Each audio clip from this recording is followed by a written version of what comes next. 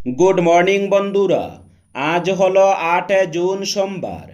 আজকের বরাক উপত্যকা তথা আসামের শ্রীভূমি, শিলচর, হাইলাকান্দি এবং ভারতের বিভিন্ন প্রান্তের আজকের সকালের বিশেষ বিশেষ খবরগুলি হলো: রাজ্যের শিক্ষিত বেকার যুবক যুবতীদের জন্য ফের বড় খবর নিয়ে এলেন মুখ্যমন্ত্রী হিমন্ত বিশ্ব শর্মা। বিভিন্ন সরকারি দফতরে শূন্যপদের তথ্য সংগ্রহ করার নির্দেশ জারি করা হয়েছে সরকারের পক্ষ থেকে। নির্বাচনী প্রচারে দেওয়া প্রতিশ্রুতি পূরণে 2 লক্ষ সরকারি চাকরির প্রদানের লক্ষ্যে প্রস্তুতি শুরু হয়েছে বলে স্পষ্টভাবে জানানো হয়েছে।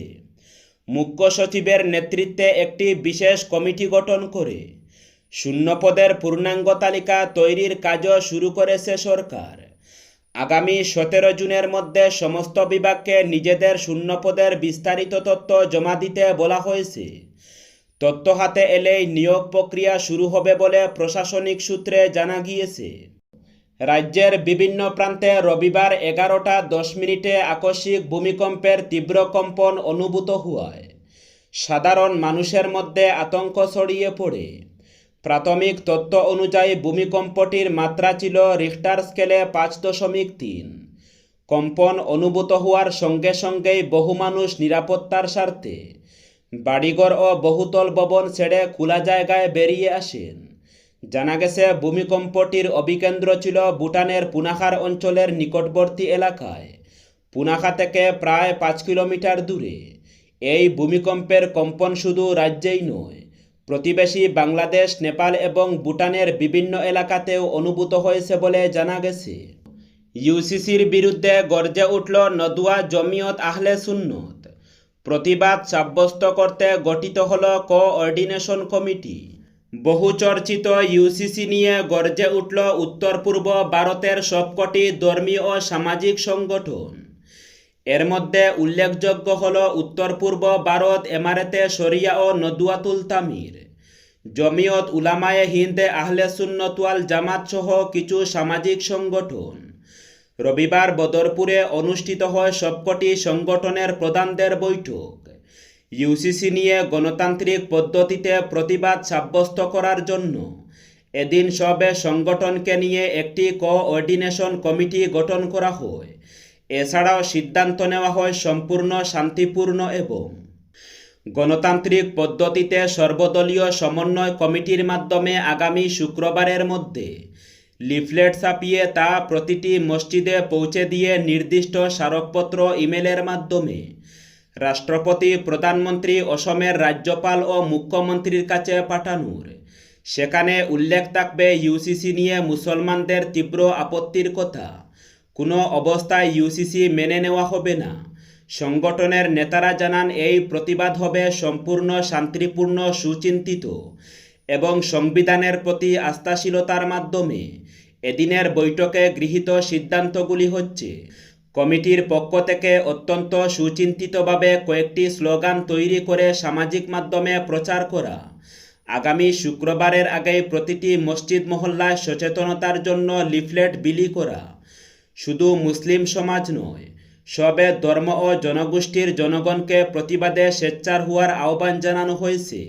বিশেষ করে পার্শ্ববর্তী ধর্মনিরপেক্ষতায় বিশ্বাসী এবং সংবিধানের প্রতি আস্থাশীল অমুসলিম বুদ্ধিজীবী ভাইবোনদের সঙ্গে নেওয়ার চেষ্টা করা হবে। আকাশপথে হুমকি মোকাবেলায় উদ্যোগী কেন্দ্র। দেশের 244 জেলায় বসছে আধুনিক সতর্কীকরণ ব্যবস্থা।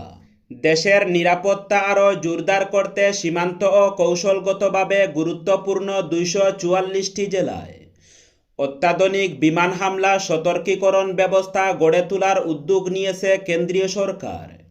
ড্রোন, ক্ষেপণাস্ত্র, যুদ্ধবিমান বা অন্য যে কোনো আকাশপথের হুমকি দ্রুত শনাক্ত করে সাধারণ মানুষকে সতর্ক করাই হবে এই প্রকল্পের মূল লক্ষ্য।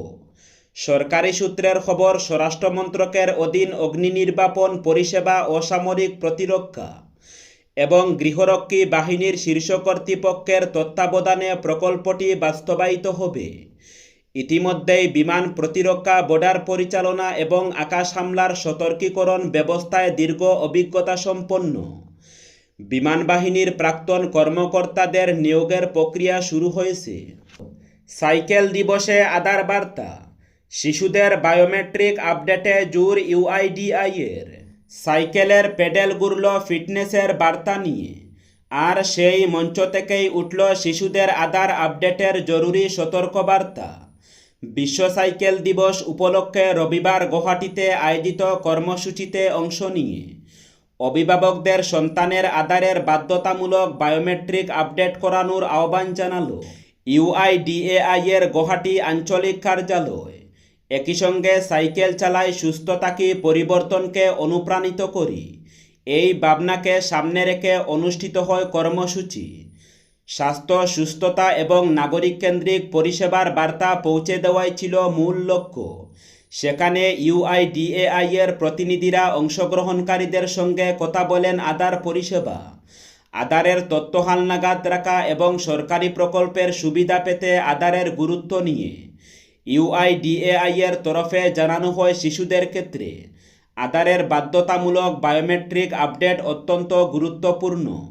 5 থেকে 7 বছর এবং 15 থেকে 17 বছর বয়সের মধ্যে এই আপডেট সম্পূর্ণ করতে হয় নির্দিষ্ট সময়ে, তা না হলে বর্তমান নিয়ম অনুযায়ী সংশ্লিষ্ট আধার নম্বর নিষ্ক্রিয় হয়ে পড়তে পারে। ফলে পরবর্তী সময়ে পড়ুয়া ও অভিভাবকদের নানা সমস্যার মুখে পড়ার আশঙ্কা থাকে। আধার এখন শুধু পরিচয়পত্র নয়, একাধিক পরিষেবার সঙ্গে যুক্ত গুরুত্বপূর্ণ নথি। স্কুলে ভর্তি, প্রবেশিকা পরীক্ষা, নিবন্ধন, বৃত্তি, ডিরেক্টর, বেনিফিট ট্রান্সফার বা ডিবিটি প্রকল্প, অপর আইডি সহ নানা ক্ষেত্রে আধার ভিত্তিক প্রমাণীকরণের প্রয়োজন হয়।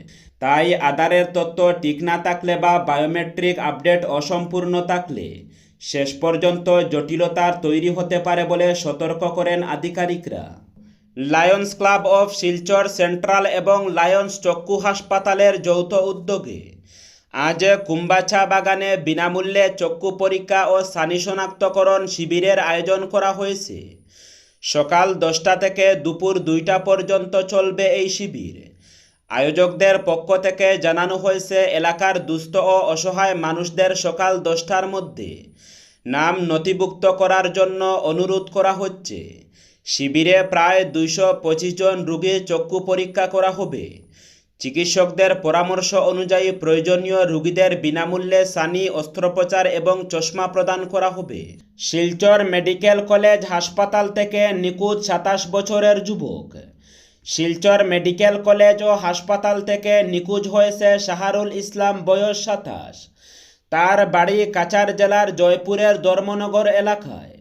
পরিবারের অভিযোগ, শনিবার রাতে প্রায় 2টা 30 মিনিটের দিকে হাসপাতালের বেড থেকে তিনি নিখোঁজ হয়ে যান। বহু খোঁজাখুঁজির পরও তার কোনো সন্ধান না মেলায় গুঙ্গুর পুলিশ ফাঁড়িতে নিখোঁজ সংক্রান্ত অভিযোগ দায়ের করেন তার মা হালিমা বেগম লস্কর। কেউ যদি শাহরুল ইসলামের সন্ধান পান অথবা তার সম্পর্কে কোনো তথ্য জানেন, তাহলে এই নম্বরে যোগাযোগ করার জন্য অনুরোধ জানানো হয়েছে। গোয়ালপাড়ার স্কুলে এখন থেকে নিরামিষ টিফিন বাধ্যতামূলক। গোয়ালপাড়া জেলার কৃষ্ণাইয়ের হাওড়াঘাট উচ্চ মাধ্যমিক স্কুলে শিক্ষার্থীর আনা গোমাংসের টিফিন নিয়ে উত্তেজনাকর পরিস্থিতির পর নড়েচড়ে বসতে বাধ্য হল জেলা প্রশাসন ও শিক্ষা বিভাগ। তারা একাধিক কঠোর নিয়ম চালু করতে চলেছে এবার। এখন থেকে জেলার কোনো স্কুলে ছাত্রছাত্রীরা মাছ মাংসের মতো আমিষ খাবার নিয়ে আসতে পারবে না। জেলা স্কুল পরিদর্শকের অফিস থেকে জারি এক নির্দেশে শুধু নিরামিষ খাবার টিফিন হিসাবে আনার কথা বলা হয়েছে। অবশ্য ছাত্রছাত্রীরা টিফিনে ডিম নিয়ে যেতে পারবে। জেলা স্কুল পরিদর্শক ক্ষীরোজ মিশং স্বাক্ষরিত এই নির্দেশ গতকাল থেকে লাগু করা হয়েছে। নির্দেশে উল্লেখ করা হয়েছে, অনুশাসিত, সমন্বয়পূর্ণ ও সর্বাঙ্গীন বিদ্যালয় পরিবেশ বজায় রাখার স্বার্থে এই সিদ্ধান্ত নেওয়া হয়েছে। গোয়ালপাড়া জেলার অন্তর্গত সব শিক্ষা প্রতিষ্ঠানে প্রধানকে এই নির্দেশ তাৎক্ষণিকভাবে কার্যকরী করার কথা বলা হয়েছে। টিফিন বা অবসরকালীন সময়ে শিক্ষকদের অনুমতি ছাড়া ছাত্রছাত্রীরা বাইরেও বেরোতে পারবে না বলে জানানো হয়েছে। সবাইকে এই নির্দেশ কঠোরভাবে মেনে চলার কথাও বলা হয়েছে। নির্দেশ ভঙ্গ করলে উচিত ব্যবস্থা গ্রহণের পাশাপাশি শাস্তিমূলক পদক্ষেপ করা হবে বলে সতর্ক করে দেওয়া হয়েছে।